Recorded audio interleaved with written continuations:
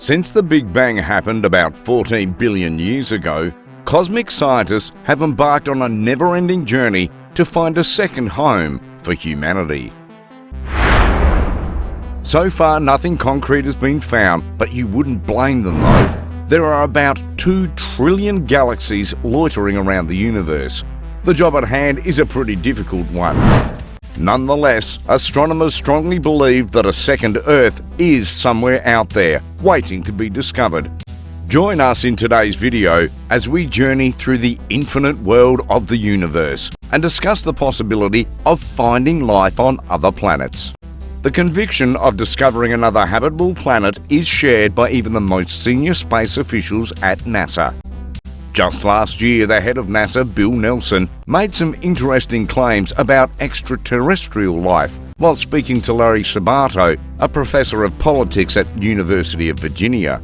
My personal opinion is that the universe is so big, and now there are even theories that there might be other universes. If that's the case, who am I to say that planet Earth is the only location of a life form that is civilized and organized like ours? He continued, "Are there other planet Earths out there? I certainly think so, because the universe is so big." If he is right, then scientists certainly have a lot of explaining to do. Are there planets that support life other than Earth? If they exist, where are they hiding? What are they called? And how do we know the one that is right for us? Let's find out together. Ever since the suggestions of life outside Earth were first made in the late 1500s, there have been so many theories around it. Thankfully, scientists have narrowed down the search points to make things easier for ordinary humans like us. We know for sure that there are several planets outside our solar system that could well support life. They are called exoplanets. Basically, they are planets that orbit around stars. The planets within our solar system are different because they orbit around the Sun. Exoplanets can be as big as Jupiter or as small as our Earth or the Moon. The 51 Pegasi b was the first ever exoplanet to be discovered around a Sun-like star. Thanks to NASA's Kepler space probe, scientists have been able to discover more than 5,000 known exoplanets in the universe. The number of unknown exoplanets is estimated to be around 300 million. Surely, one of them has got to support life, or so we think. Rumours believe that a decent amount of them have the same composition and most of the characteristics of Earth. And crucially, a research by Harvard University confirmed that about 1.3% of these planets have liquid water on their surface. However, the journey of finding a new home for humans still seems far away. With all these encouraging discoveries, scientists are discouraged by the fact that none of our sophisticated telescopes and probe devices have picked up any sign of intelligent life just yet. Nowadays, there are several ongoing projects dedicated to solving this problem, even as our search for a new home continues. One of them is NASA's Exoplanet program. While that is going on, some of our scientists are focused on using a set of established data sets to unravel this mystery. It's known as the Drake equation. Pioneered by astronomer Frank Drake in 1961, the equation entails a couple of focal points that are expected to lead us to our destination of finding another habitable planet.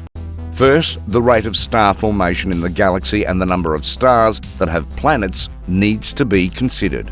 According to Drake, once this information was available, only then can we proceed to explore the fraction of planets that could support life.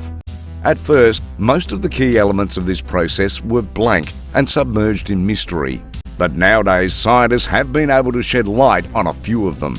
According to Ravi Kopparapu, an experienced space researcher who studies the habitability and potential for life on exoplanets, developing and using a sophisticated space telescope could put us one step closer to finding advanced or biological life. Finding the perfect planet. Since the universe is incredibly vast, scientists figured that searching for life outside Earth could take a while if we depend solely on the Drake equation. So, they devised a new criterion known as the habitable zone that would help to streamline the relentless search a lot better. According to NASA, a habitable zone is the area around a star where it is not too hot and not too cold for liquid to exist on the surface of surrounding planets. For instance, imagine if the Earth is placed in the same spot as Pluto. All of the mighty oceans and every other living thing or non-living thing within the Earth would freeze. In contrast, if our Earth replaces Mercury in the solar system, we would ultimately be too close to the Sun, and you know what that means. Then oceans would evaporate to form a steam atmosphere and everything inside the Earth would melt within seconds. That explains why habitable zones are important in the search for life elements outside Earth. You can easily predict if a planet falls within the habitable zone by calculating the distance between an exoplanet and the star it orbits around, and also factoring the energy output. Once an exoplanet passes this test, scientists would usually take a special interest by attempting to study their atmosphere. Sometimes they meet a dead end because the habitable concept is not exactly perfect. Like in situations where a small rocky planet is found orbiting around a sun-like star, but the atmosphere is made of nitrogen, oxygen and carbon dioxide. That's not exactly helpful to our quest. Water is also a key indicator of life. To search for life anywhere, we have this follow the water approach. A space researcher, Sean Domingal Goldman, said, "Anywhere you find water on Earth, you find life.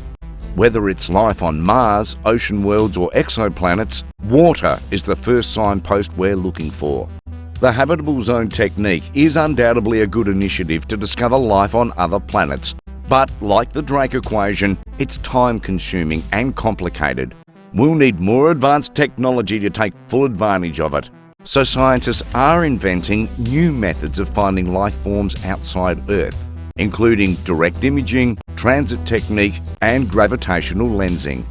There's also a method that involves eavesdropping on the universe with the hopes of intercepting a signal from some unknown extraterrestrial elements.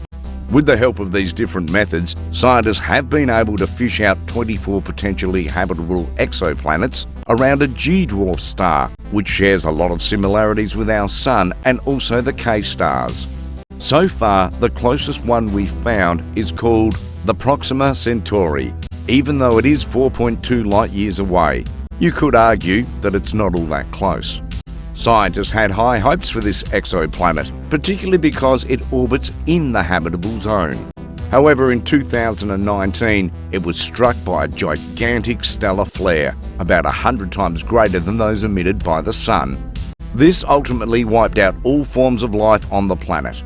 Scientists admit that there is still a lot of work to do regarding the other 23 potentially habitable exoplanets for us to have any chance of relocating there. On the other hand, there have been substantial efforts by Elon Musk and NASA to convert Mars into a habitable planet. This could become a reality by 2050, and to be honest, that seems like our best chance to escape Earth. But then again, you never know.